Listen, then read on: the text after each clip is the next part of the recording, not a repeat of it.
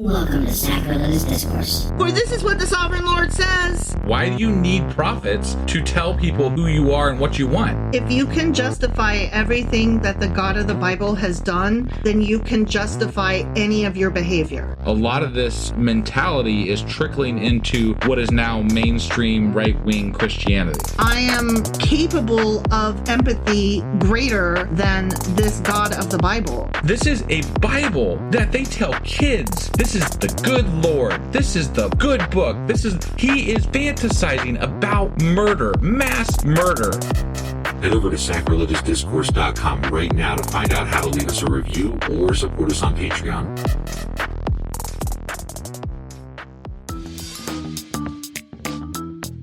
Hey there, sinners and saints. It's your favorite Bible-bashing duo from Sacrilegious Discourse, and we need your help. That's right, folks. We're raising funds for some heavenly equipment and a studio that doesn't sound like it's in the depths of hell. Our current setup, let's just say it's more apocalypse than audiophile. So if you want to hear us dissect the Bible without the background noise of demonic squirrels, chip in a few bucks. We're aiming for $5,000 to upgrade our audio and build a studio worthy of blasphemous banter.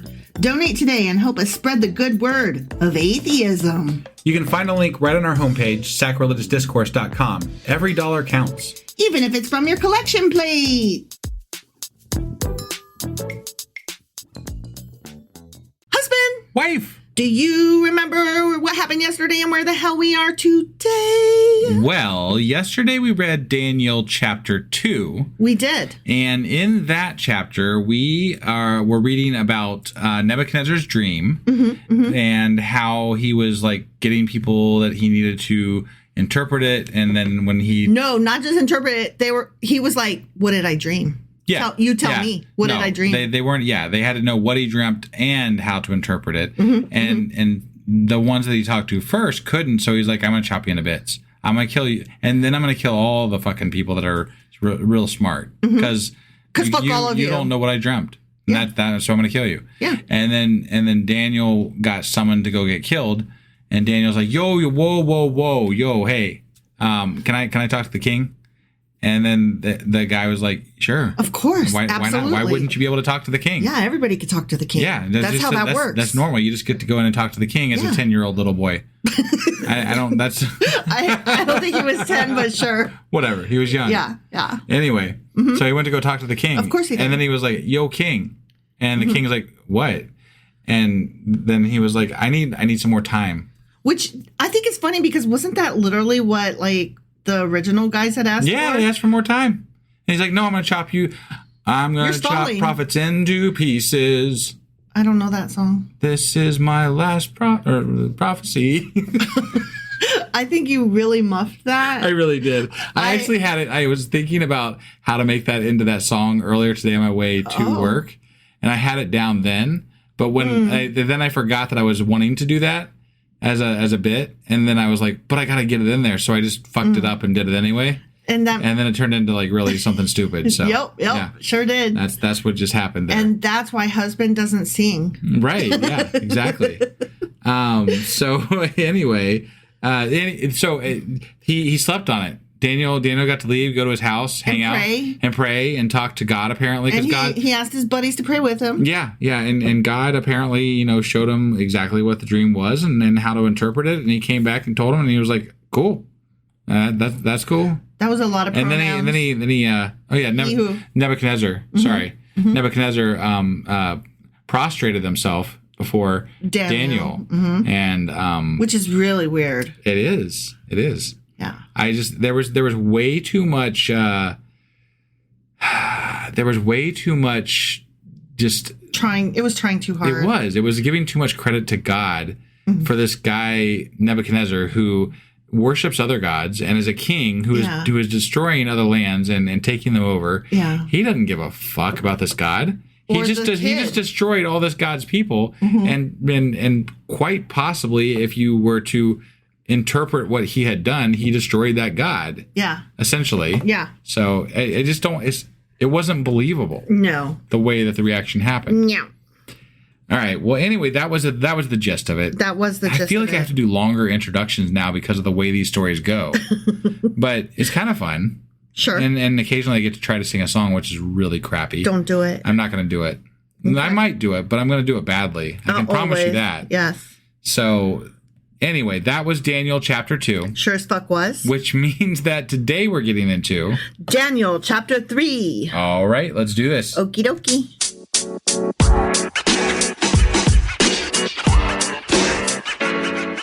All right, we are jumping into Big D chapter 3. Oh, okay. That's Daniel. It is. The Daniel chapters. Yeah. The book of Daniel. But I want to call him Big D. I know. That's just so much more fun. Right. Or Danny Boy, as somebody in our Discord server pointed out. Which we're doing today. Yeah, we're live. We're doing live. And you should join us every Tuesday at 10 p.m. Eastern. It might change to Wednesdays soon. It might, Coming in August, I believe. We're going to be switching the days up. You should join us every week on whatever day it happens at that week that you want to do it. Yes, yes. So we are entering chapter 3 of Daniel. And just want to preface this with a note before we start actually reading that this book is divided into 2 parts. Chapters 1 through 6 are a set of 6 court tales. So that's where we are right now. Right. And then chapters 7 through 12 are 4 apocalyptic visions. Yeah. Can't wait. And then there's like 3 extra stories that we're going to read at that point as well. Right. Yeah. That were in some of the early translations that didn't quite make it into the stapled collection. Yeah. So they call it the Apocrypha. Apocrypha because they're apocalypse stories. Sure. Or whatever. I guess.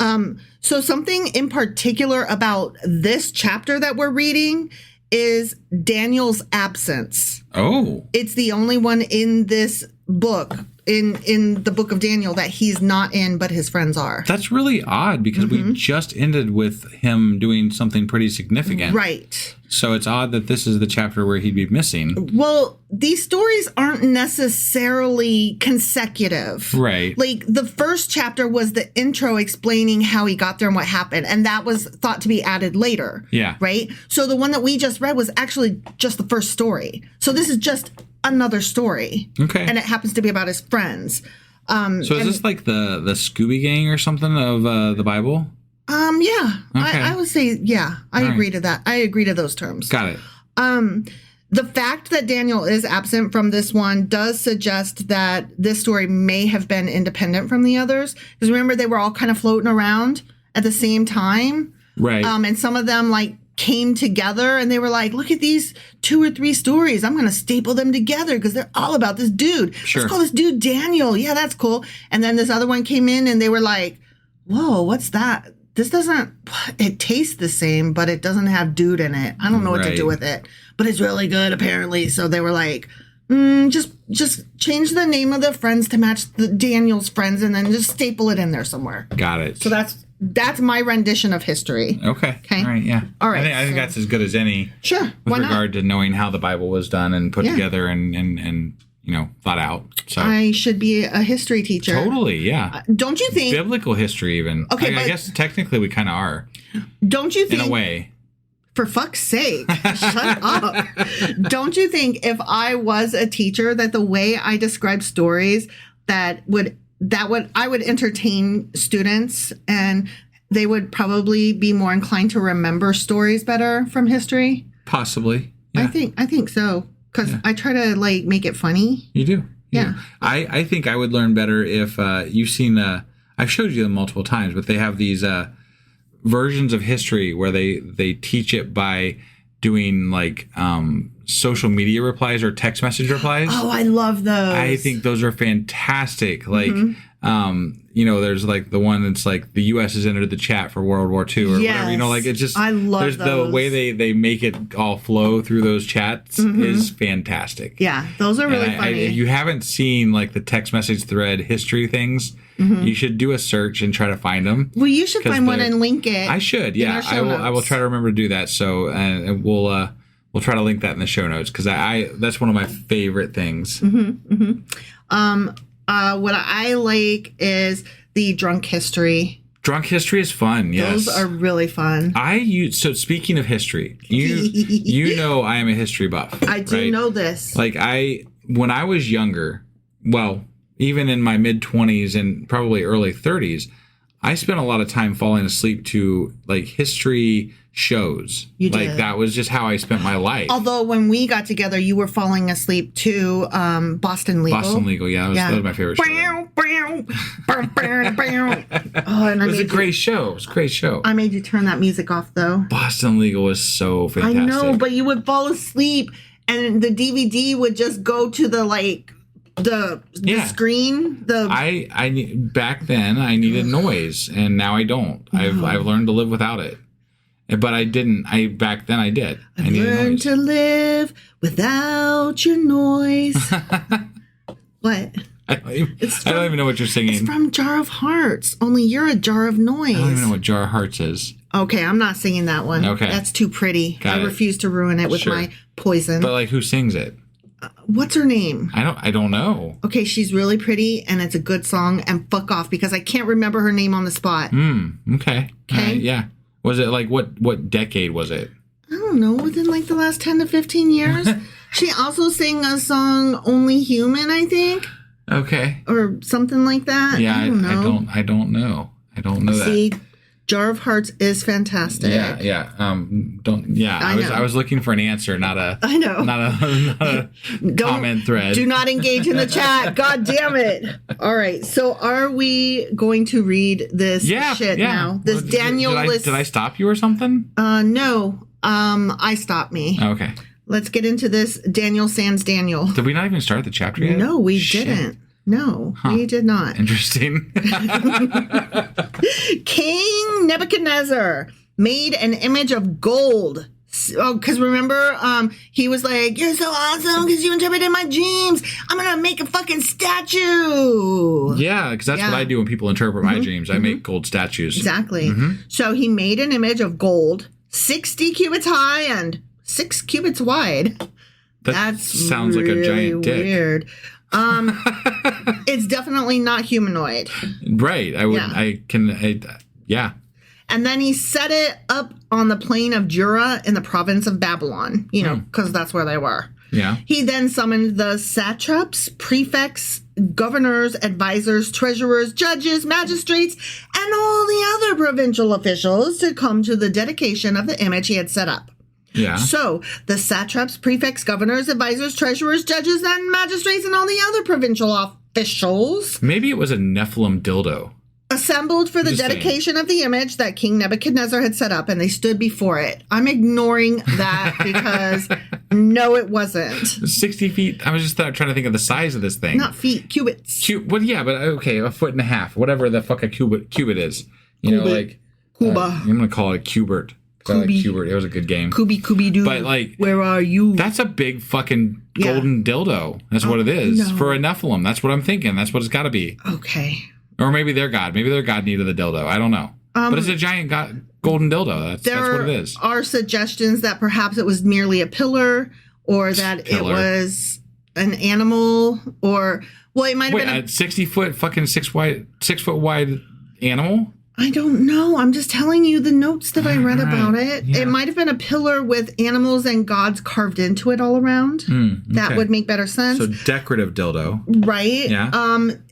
Part of it might have not been all dedicated to the statue. Part of it might have been the platform that it was upon. Okay. Because they're like, that's ridiculous. The difference in the height versus the width. That's what I'm saying. Yeah. So there are questions. It seems very phallic and symbolism. It's very tall and not wide. So it's it's a thin dick motherfucker. Yeah. Okay. But long, really long. I'm just saying. Oh my God, I can't with you.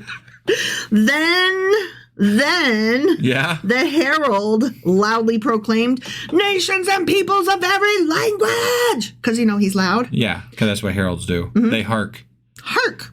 This is what you are commanded to do. Okay.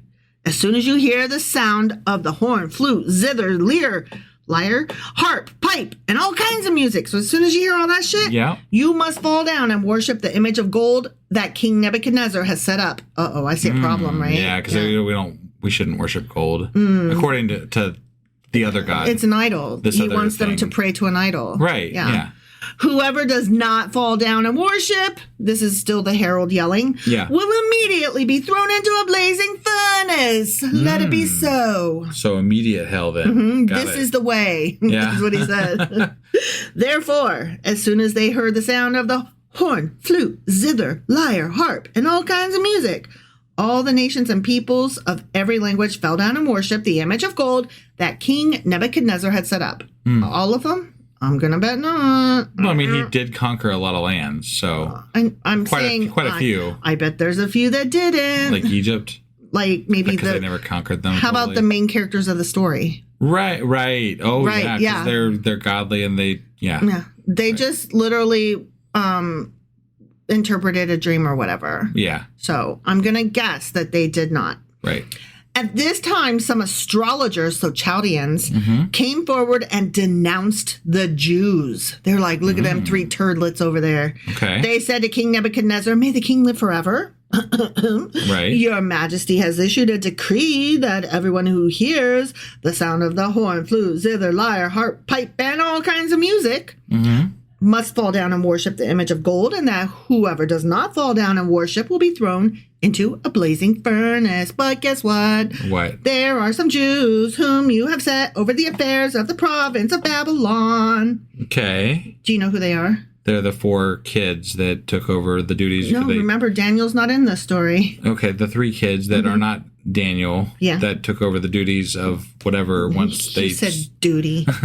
Shadrach, Meshach, and Abednego, I said that wrong, who pay no attention to you, your majesty. I mean, what tattletales.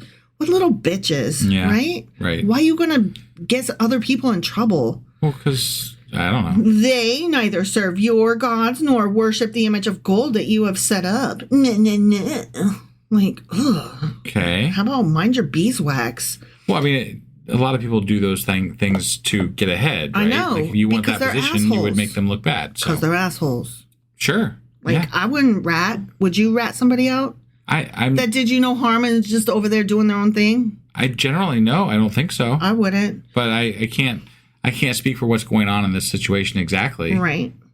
You know. Okay. Well, furious with rage, Nebuchadnezzar summoned Shadrach, Meshach, and Abednego. So these men, not boys, were brought before the king, and Nebuchadnezzar said to them, is it true, Shadrach, Meshach, and Abednego, that you do not serve my gods or worship the image of gold that I have set up? I'm like, you know the answer, right? You shit. Literally just got an answer about your fucking dream from their god. Yeah, and you talked about how awesome their god is. Right. So you fell down and prostrate because you. So if we're taking this in chronological order, you already very much know about their god. Yeah. And even hypothetically respect it. So if I were those boys or dudes, I'd be like, why are you clowning, King? Right. Don't clown on me, bro. You know. Right. Now, when you hear the sound of the horn, continued the king, the horn, flute, zither, lyre, harp, pipe, and all other kinds of music, if you are ready to fall down and worship the image I made, very good. But if you do not worship it, you motherfuckers will be thrown immediately into a goddamn blazing furnace. Do you hear me? Yeah. Yeah. Then, what god will be able to rescue you from my hand? I don't know. I bet we find out, though. I bet that it's Yahweh, dude. Yeah. And he's going to do something to fix this. Yeah. I'm just like, why you trying God? Really? That's what you want to do when you were just showed? Oh, you're talking about Nebuchadnezzar. Yeah. Okay. Yeah. Why are you challenging him? Well, I question the validity of that thing happening in the first place because it didn't seem correct or right. No. Apparently it was not correct or right. Right, exactly. This wouldn't be happening if it was. Exactly. Shadrach, Meshach, and Abednego replied to him, all 3 in unison at once. 1, 2, 3, go. Yeah. King Nebuchadnezzar, we do not need to defend ourselves before you in this matter. Yeah, they all spoke this simultaneously. If we are thrown into the blazing furnace, the God we serve is able to deliver us from it, and he will deliver us from your majesty's hand. I'm reading as though I'm AI. Oh, okay. Because that's the only way all 3 could be talking at the same time without a fucking script. But even if he does not, we want you to know, your majesty, that we will not serve your gods or worship the image of gold you have set up. Okay, so they're like basically saying, we're not going to worship your God. We're going to pray to our God. Our God may or may not answer us, but that's not the important part. Sure. We may die, and that's fine. We're fine with that. That's our God's bidding, and we'll gladly do that as opposed to bend our knee to you and your golden dildo. Because unlike Nikki Haley, we will not bend the ring. We will stand by our values. Kiss the ring? Did I say bend the ring? You did, yeah. I meant bend the knee. I know. Or kiss the ring. Right. But I combine them because that's how I do. Yeah, I'm like that. Okay, so anyways, then Nebuchadnezzar was furious with Shadrach, Meshach, and Abednego, and his attitude toward them changed. He ordered the furnace heated 7 times hotter than usual. 7 times, though. 7 times. We like that 7 number in the Bible. Okay. And commanded some of the strongest soldiers in his army to tie up Shadrach, Meshach, and Abednego and throw them into the blazing furnace. I wish he'd quit saying their names over and over again so that I have to keep repeating how bad I say them. Yeah. It's really embarrassing, honestly. So these men, wearing their robes, trousers, turbans, and other clothes, were bound and thrown into the blazing furnace. Oh, man. Okay. They on fire. Apparently. These boys are on fire. The king's command was so urgent and the furnace so hot that the flames of the fire killed the soldiers who took up Shadrach, Meshach, and Abednego. Whoa. And these 3 men, firmly tied, fell into the blazing furnace. Okay. Then King Nebuchadnezzar leaped to his feet in amazement and asked his advisors, "Weren't there 3 men that we tied up and threw into the fire?" Didn't you just... Okay. Were you not watching, right? My guy? Yeah. I think if there was people being thrown into a fire near me, I would probably notice that happening. Yeah. And I wouldn't need to ask other people. Whoa, did those guys just fall into the fire where you actually threw them? Right. They replied, "Certainly, Your Majesty." He said, "Wait, but look, I see 4 men walking around in the fire." What? So they threw in 3, but dude's looking in and he sees 4. Okay. Unbound and unharmed, and the 4th looks like a son of the gods. Okay. Did you hear it? I sing it so that you would feel the import. Of the yeah. Son of the gods, plural. This is going... Oh, plural God. Okay. And son of. Right. Yeah. But... So also could be interpreted as Jesus, probably. That is what happens, yes. Okay. That is what gets done by Christians who have to steal other people's religion. But also interesting, as you said, that it is plural. But see, Nebuchadnezzar is not saying that their God doesn't exist. Right. He's merely saying, but this is the one I do. Got it. And I want you to do it too. Yeah. You do my God with me. Right. And they're like, no, we'll do our God. And he's like, fuck your God, do my God. And they're like, still no, though. Got and it. He's like, get in the fire with ya. Okay. Nebuchadnezzar then approached the opening of the blazing furnace, which I doubt because his servants died just standing near it because it was so fucking hot. So do you really think the king walked up to it? No. I don't. Anyway, he opened it and shouted, "Shadrach, Meshach, and Abednego, servants of the Most High God." Ooh, damn. "Come out, come here." So Shadrach, Meshach, and Abednego came out of the fire. Okay. And the satraps, prefects, governors, and royal advisors crowded around them. They saw that the fire had not harmed their fucking bodies, nor was a hair of their head singed. Their robes were not scorched, and there was no smell of fire on them. Interesting. This is a true or false? I'm going with false. Yeah, definitely. Right? False. False. Yeah. Okay. I mean, I'm assuming it's true or false. Well, no. This is in line with what we've been listening to so far with this book of Daniel, and they cute try, little legends. Right. They're trying very hard to make God seem very powerful and important, and it's like they're trying to work extra hard to make this God be working towards something in the future. Like it's a very forward thinking God that they're talking about now, that's got plans for these people, that's got great ambition to make things happen the way he wants them to happen. Right. And that can't be stopped by silly little things like death and other gods and other powerful people, whatever. But they go to great lengths to make Nebuchadnezzar end up ultimately bowing before this god over and over again so far. Right.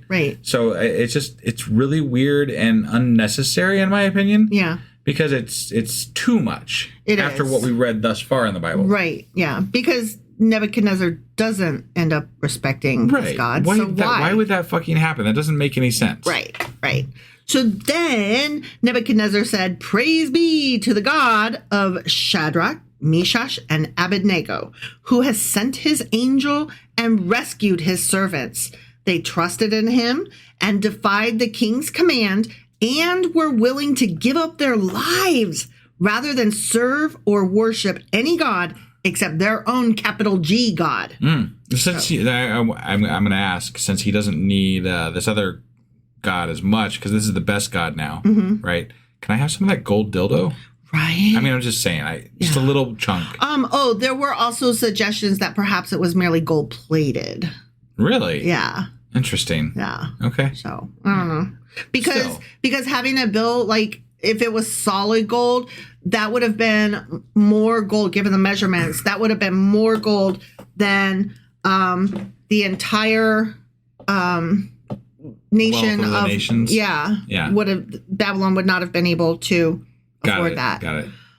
But even back with gold plating back then, it wasn't going to be something that was like really thin, so it would be something that would still have a lot of worth to it. So if you ask me, I'm going to still take a lot of the I'm still going to chip off a piece because I mean it's still got enough to make you rich, I would imagine. I would imagine as well. Yeah. I mean, I'll take even the littlest bit. Right. Therefore, continued Dude. Okay. I decree that the people of any nation or language who say anything against the capital G God of Shadrach, Meshach, and Abednego be cut in 2 pieces.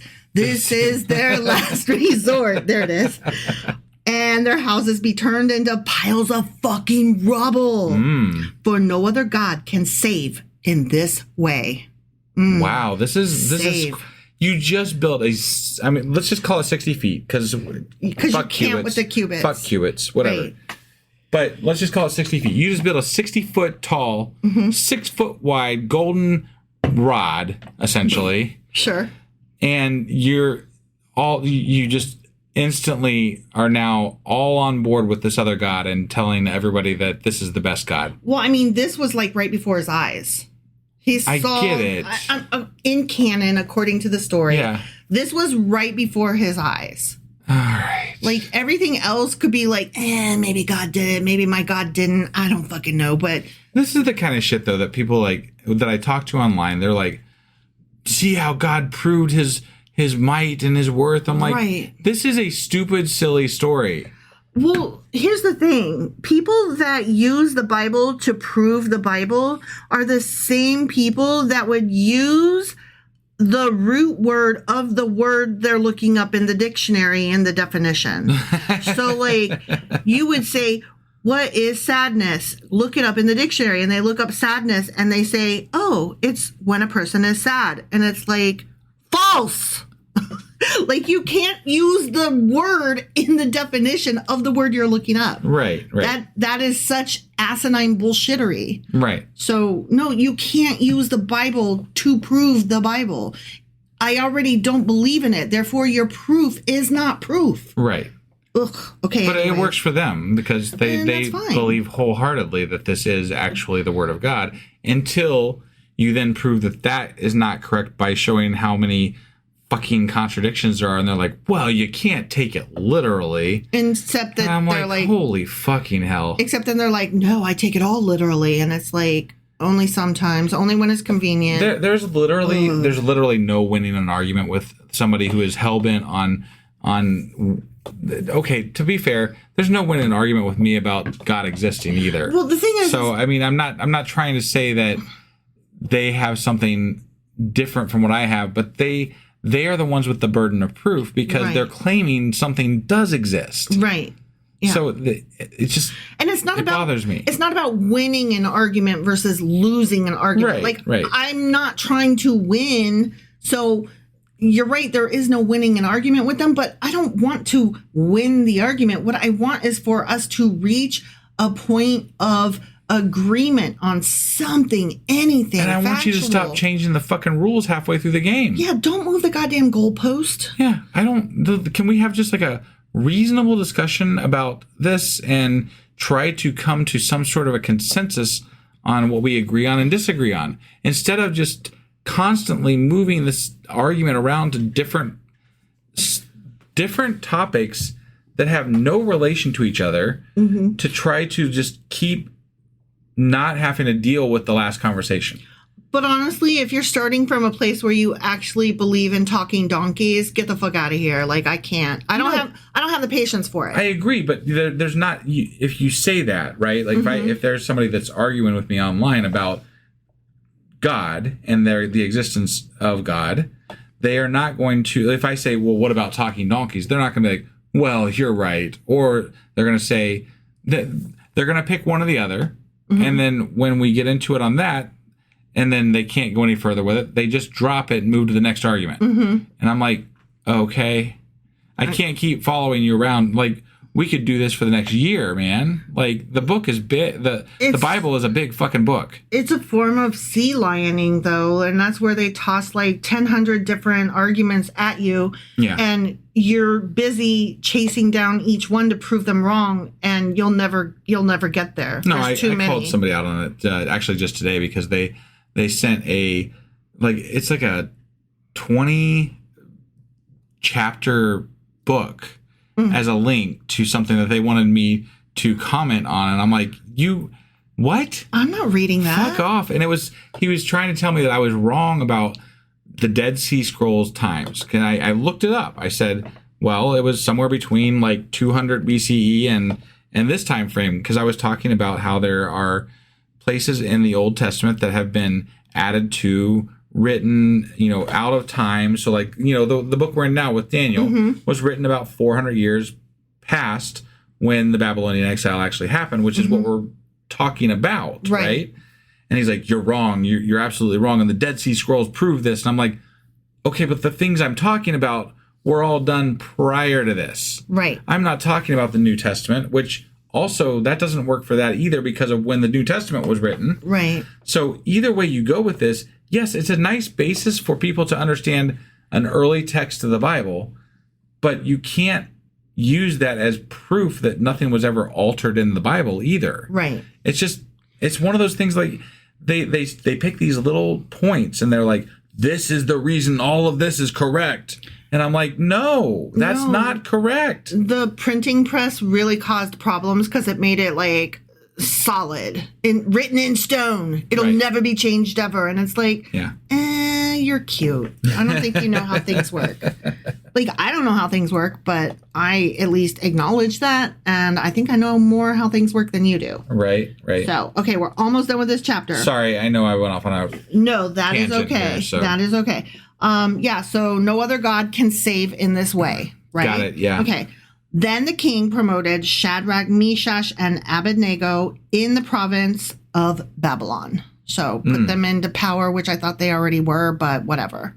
Yeah, they were until somebody else was like, they're assholes. And he's put them in the fire. Yeah, they're assholes. And then he saw a miracle happen. And he's like, they're not assholes. Right. Okay. Whatever, man. Yep. So that's the end. That is the end. That was Daniel chapter 3. Sure as fuck was. Which means that we'll be back tomorrow with Big D, chapter 4. Daniel chapter 4. We'll see you then. Bye.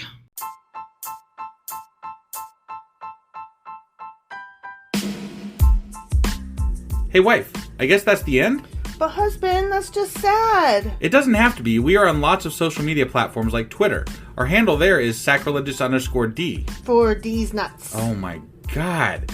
Stop doing that. Anyway, we're also on Facebook, Instagram, and Pinterest. There's a link to all of our social media sites at our website. Ooh, we have a website? Yeah, it's sacrilegiousdiscourse.com, where you can also find a link to our merch shop. We have a merch shop? Yep, we have podcast-themed clothing, mugs, notebooks, and more, as well as an atheist and science-themed products. Wow, our fans should really go check that out right now. Definitely. They can get in touch with us by sending an email to sacrilegiousdiscourse@gmail.com. But before they do that, we could really use some help. Oh yeah? With what? Well, it's not free running the podcast, and we need some financial support in order to get better equipment, which will free up time so we can concentrate on our podcast and our fans. Okay, so what should they do? Head over to patreon.com/sacrilegious discourse and sign up as a contributor on our podcast. Supporters there receive additional bi-weekly episodes that we record just for our Patreon members for as little as $2 a month. Also, we'd really appreciate it if you would like and subscribe on whatever platform you're using. And Apple Podcast reviews help us out tremendously. Like and subscribe. Leave an Apple review. Join us on Twitter. Support us on Patreon. That's a lot of instructions. Don't forget to say thanks. Thanks. Okay, bye.